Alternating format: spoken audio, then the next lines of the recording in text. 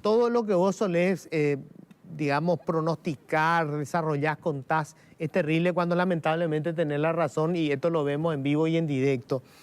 Esto último que vimos en Pedro Juan Caballero nos revela hasta dónde puede llegar el poder del narco, porque todo nos hace suponer que este ni siquiera es un enfrentamiento territorial. Sencillamente hay una disputa ahí de interrelaciones humanas, de pasiones, que se finiquita contratando el servicio de sicario. Y aún no hemos visto todo, Luis, y eso es lo más preocupante. ¿En qué sentido? Cuando el cuerpo empieza a tomar el simbolismo de la venganza y cuando territorios corporales, cuerpos de la mujer se convierten en trofeos, esto va agravando las situaciones, ¿no?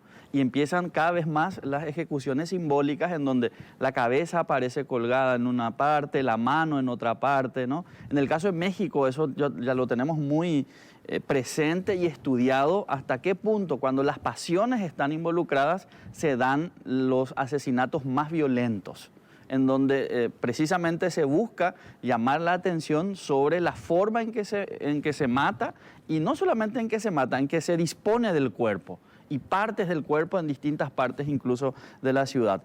Y por otra parte, lo que llama la atención justamente es de que hasta qué punto en ciertos grupos de la sociedad el machismo exacerbado se manifiesta de manera tan cruel, en donde ya decíamos en una ocasión, ¿no? La estética de la mujer está definida, pero la mujer es considerada un trofeo y propiedad. Entonces, quien se mete con mi propiedad se está metiendo conmigo y por tanto debe sufrir las consecuencias. Y realmente esto es preocupante, más aún cuando el narco, categoría analítica, se convierte como modelo a seguir. Y también, qué importante el tema, lo que decía, ya hablabas inclusive en Monumental sobre el tema de la estética de la mujer, pero no estamos hablando de una estética de una mujer, qué sé yo, delgada, que no tenga atributos en la parte son medidas, trasera, digamos, frente, hay que decirlo lastimosamente, y se imponen medidas de cuerpo, y de eso, cintura, voluptuosas, voluptuosidad, o sea, son medidas que se van construyendo en donde ese territorio corpóreo femenino es objeto de intervención, pero a partir del poder narco. Y también de las chicas, Juan, por lo que yo estoy notando, que estamos hablando de la hija del gobernador, que salió con un grupo de amigas, ¿verdad?, donde también estaba Bebeto, sabiendo de que Bebeto estaba en algo raro, ¿verdad? Ella económicamente no necesita salir con nadie así, Juan, a eso no me quiero llegar. Las chicas también quieren... No, lo que pasa es que ahí vamos a subversión de valores, o sea, progresar a través del medio institucional ya no es lo que importa, sino que tenés un modelo, y es un problema cultural grave que no se va a resolver de aquí al otro día, ¿no? Porque el modelo institucional de progreso ya no es el trabajo, el estudio, sino que salir con aquel que en 5 años pasó de ser vendedor de celulares a un gran habitante de un centro de Asunción con unas casas gigantescas y 5 propiedades. Cuando eso se convierte en modelo, tanto hombres como mujeres, es que tenemos esos valores subvertidos. En el caso mismo de Aguacate que se está mencionando, tiene 32 años y hace 10 casi está siendo sicario. Entonces, ¿cuándo empezó?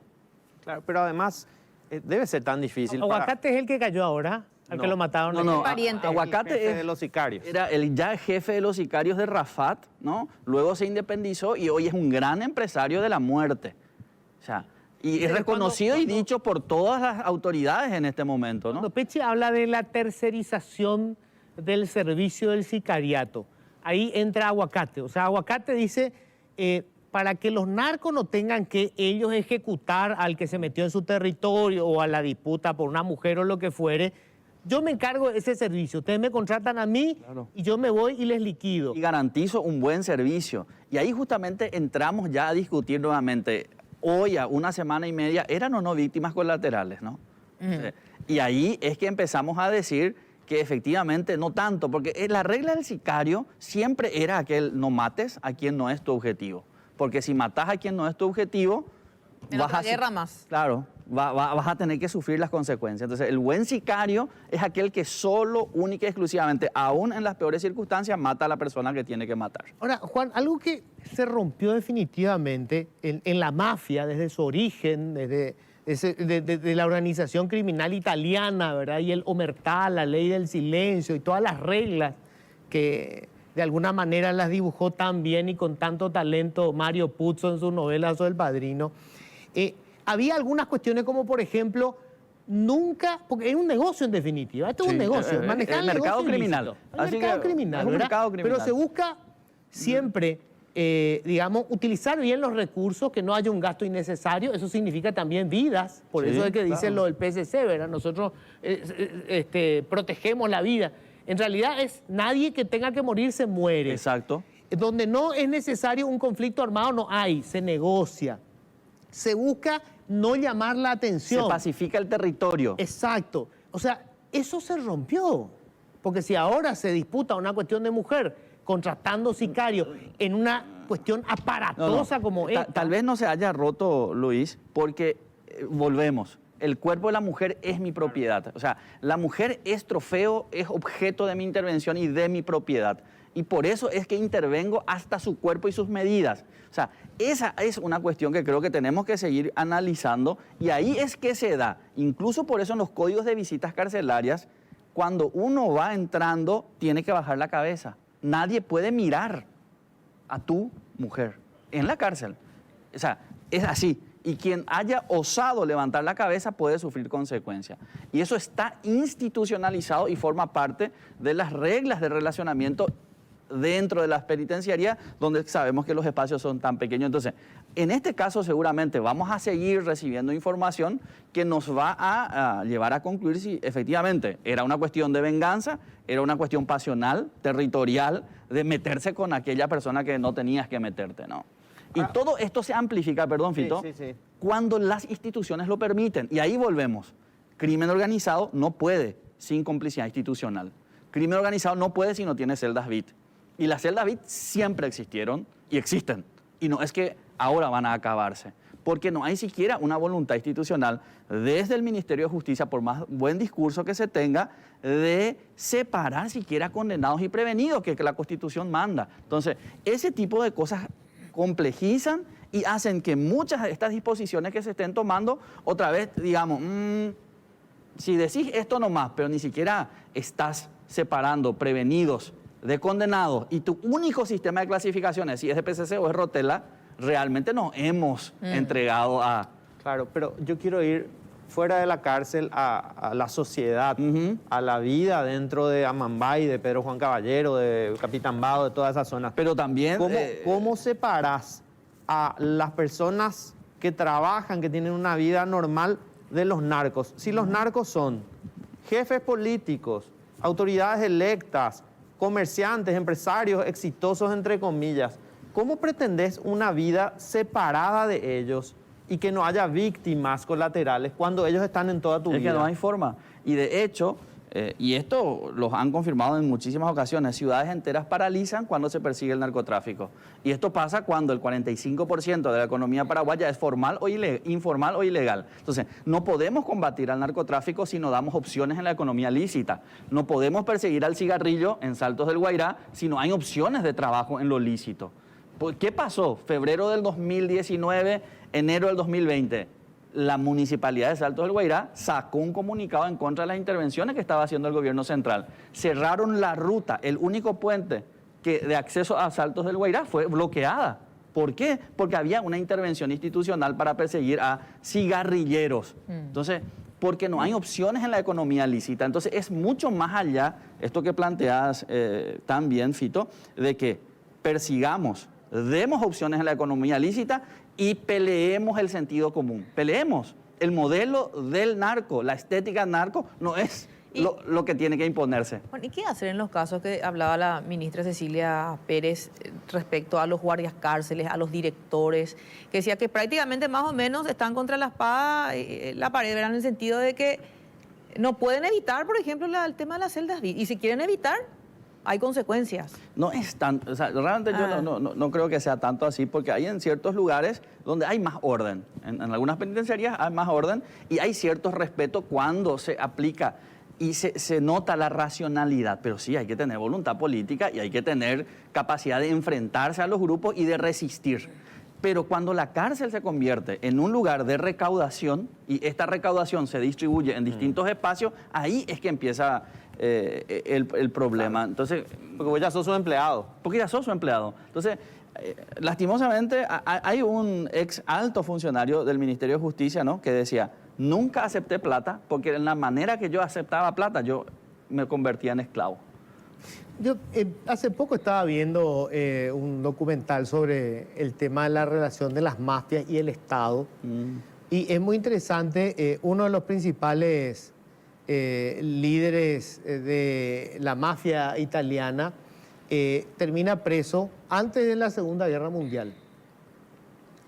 Y él colabora con el gobierno, estando preso, para facilitar, por ejemplo, el acceso a algunos puertos para que lleguen provisiones, porque estaban cerrados los principales canales comerciales en el mundo.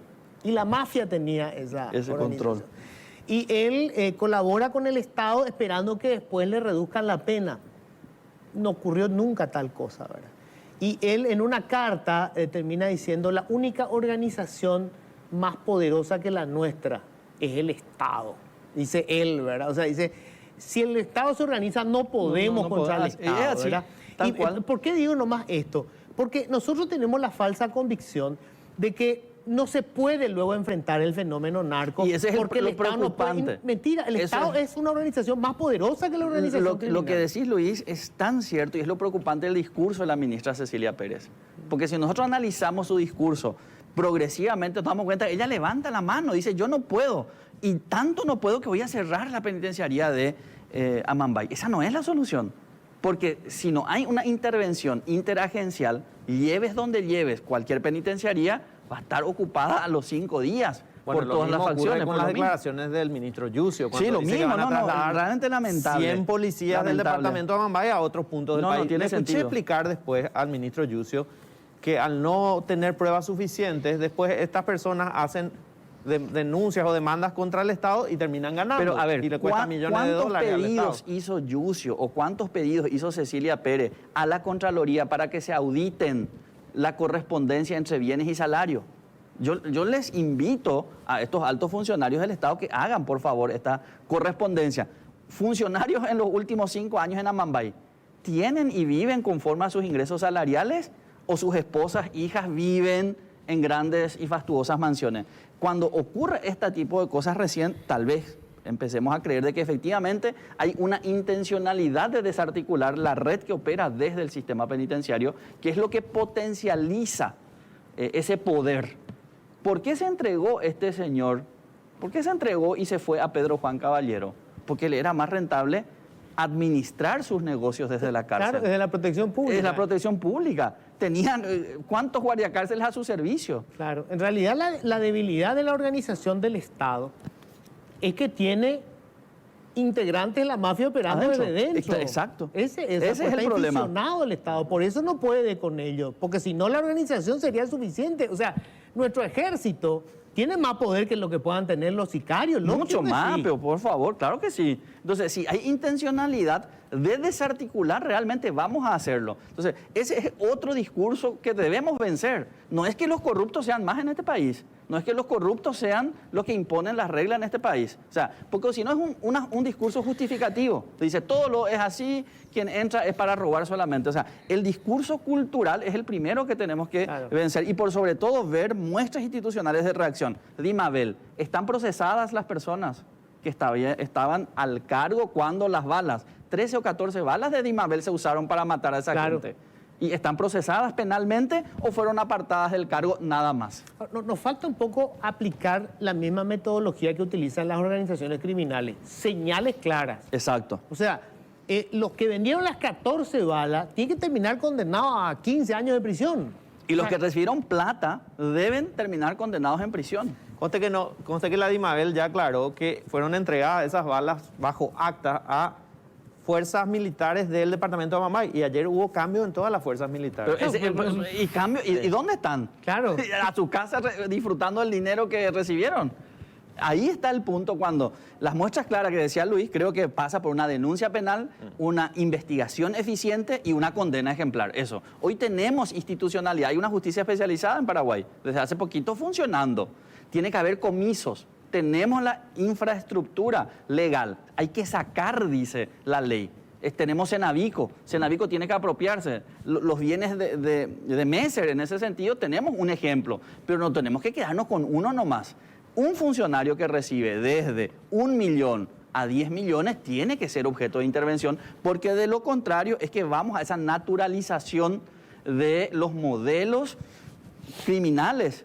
Bueno, pero es muy difícil lo que plantea porque si vos tenés como principal candidato, por ejemplo, en Ciudad del Este del Partido Colorado, a una persona que se lo escucha decir hay que maquillar o no la plata de un supuesto narco, Pero por y después suerte el perdió. candidato del partido... Pero por suerte perdió, Por Fito. basureada. Por O sea, basureada. por supuesto, Y ahí pero el nos- poder muy político lo interesante. apoyaba. Y ahí nos da la razón de que no todos en este país somos corruptos.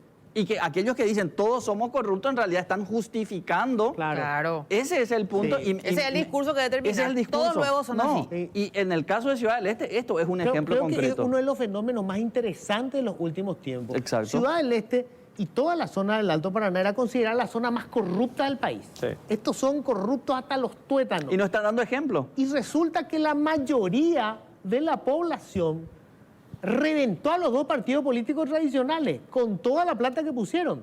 Y ponen a un pendejo que es independiente. Y además con un, pero dice que con la un mayoría no candidato, quiere eso. Luis, agregando a lo que decís, con un candidato con acciones firmes, está pidiendo renuncia, está pidiendo que la gente se vaya. Y esa es la señal que necesitamos desde el Estado central. Funcionarios corruptos deben ser apartados y Pero sí procesados. me está dando la razón porque el Estado central, o por lo menos el poder ejecutivo, el partido de gobierno, apoyaba a una persona significativamente corrupta para los Estados Unidos. Y perdió. Y Eso cómo perdió. pretender que el gobierno y las fuerzas públicas actúen contra el crimen organizado cuando apoyan a un candidato que es considerado Bueno, significativamente pero corrupto. allí está la clave del electorado. O sea, No, yo te puedo claro, una asegurar cosa que del en las pueblo, próximas- otra cosa del Sí, pero, poder. voy a esto, Fito. En las próximas elecciones, el Partido Colorado ya no va a apoyar a un tipo así. Porque ya le dijo el elector cuál es la realidad, cuál es el mensaje, escenario. claro. ¿Por qué siguen acá? ¿Por qué tenemos gobiernos timoratos? Porque al final le terminan votando al mismo partido, pero si se da el cambio porque no queremos un gobierno timorato, el próximo gobierno no va a ser timorato. Esa es la lógica, así tiene que funcionar. Y es el modelo de intervención contra el crimen organizado que necesitamos. Porque no puede ser que digamos que Amambay todo está perdido, porque tampoco es así. En Amambay la mayoría de la gente es honesta, quiere trabajar, Absolutamente, trabaja sí. legalmente, pero tiene que sobrevivir callando, viendo y manteniéndose en su molde, porque desde el Estado no hay señales claras de intervención para que aquello acabe. Y esa es una problemática realmente grave. Bueno, siempre es fascinante hablar con Juan Martel. ¿Hace cuánto que estás investigando, que estás en esto, Juan? Desde 15 años hace. Son la 15 verdad. años. ¿Dónde estudias criminología? Yo estudié en Barcelona, hice el doctorado, primero hice la maestría en criminología, política criminal y seguridad, me quedé a hacer el doctorado y estudié delincuencia de alto riesgo. Qué notable. ¿Y Sí. dónde estudias eso? Delincuencia Delincuencia de alto riesgo, así se llama, hay unos... Andrés Puello se llama uno de los grandes referentes en lengua castellana, Santiago Redondo y Yescas otro, y es esto porque esto se estudia desde la perspectiva de la desistencia criminal, cuando alguien deja de cometer delitos, y ahí diferenciamos gente que tiene carrera delictiva y otro que no tiene carrera delictiva, en el que el delito es apenas una manifestación conductual.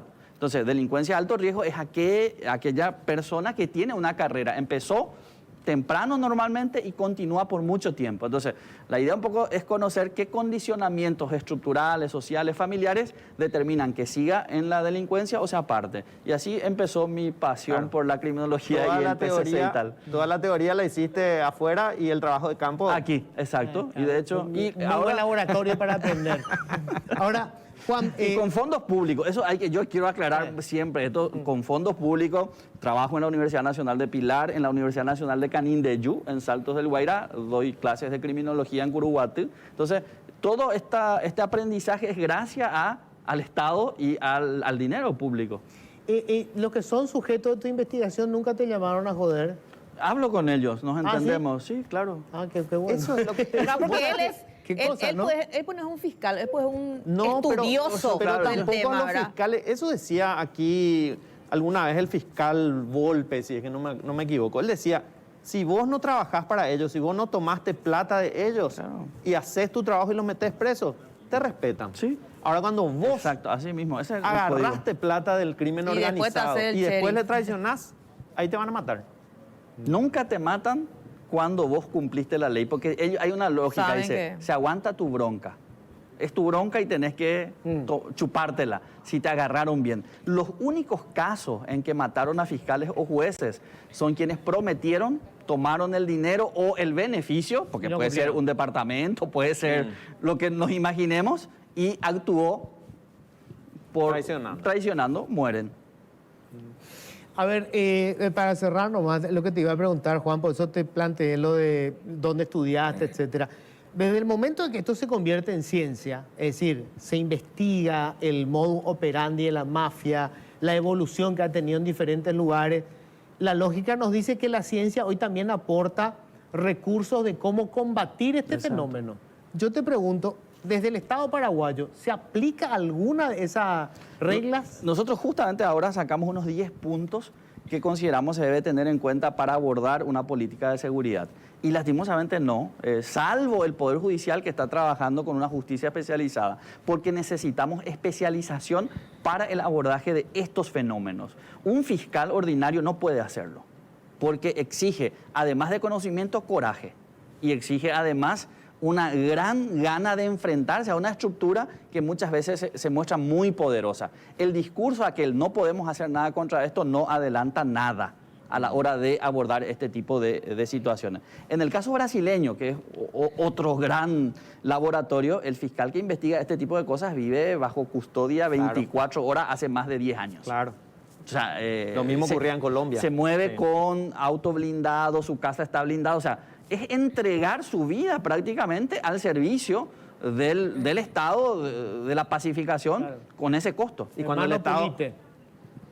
Sí, manos limpias, sí. Que terminó asesinado después, ¿verdad? Sí, pero ahora las condiciones son, creo, diferentes. Hay demasiadas estructuras que te posibilitarían hacerlo de cuando una el Estado diferente. paraguayo dice no podemos hacer nada, el Miente. mensaje para la sociedad es terrible. Porque Es terrible, si es terrible. el Estado no puede hacer nada, ¿qué puede hacer una persona común?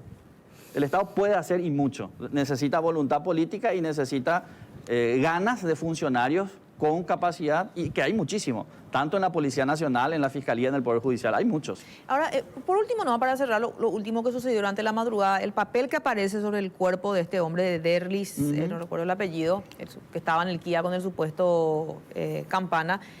¿Puede ser real que efectivamente él haya sido, o simplemente a veces pueden poner para desviar la atención un papel como este que tenemos en pantalla? Generalmente no se pone, maté tres, ahí dice, maté tres chicas inocentes meninas, para que sirva de ejemplo Pedro Juan Caballero. Es lo que aparece, un billete le llaman a este tipo de cosas, ¿verdad?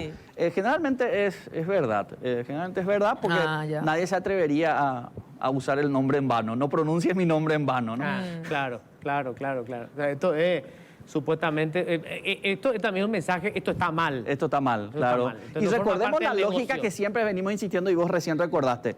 Se mata solo cuando es necesario, porque matar gente innecesariamente atrae presencia institucional y exige una reorganización del poder. Entonces, es un mal negocio. En los lugares donde se ha ido el PCC ha pacificado, porque ha tomado hegemonía y ha tranquilizado para que los negocios fluyan. No nos olvidemos, es un mercado criminal y hay que ganar dinero. Aquí no estamos para divertirnos nomás. Claro, cuando vos decís ha tranquilizado, se refiere a otro tipo de crímenes, o sea, motochorros, asaltos con muertes de por medio, o sea, todo ese tipo de cosas es... Hay que ir traduciendo siempre lo que decimos porque de lo contrario a veces se queda descontextualizado. Por eso cuando vos decís tranquilizado, queda como que en realidad se tranquiliza para ese tipo de... que para ellos, en medio de lo que es para que el gran negocio, para que el gran comercial, para que el gran empresario criminal trabaje tranquilo. A eso nos referimos cuando el PCC hegemoniza un territorio, pacifica un territorio. De hecho, San Pablo, por fin, luego de 10 años, admitió que la presencia del PCC es lo que hizo que disminuya sus tasas de homicidio.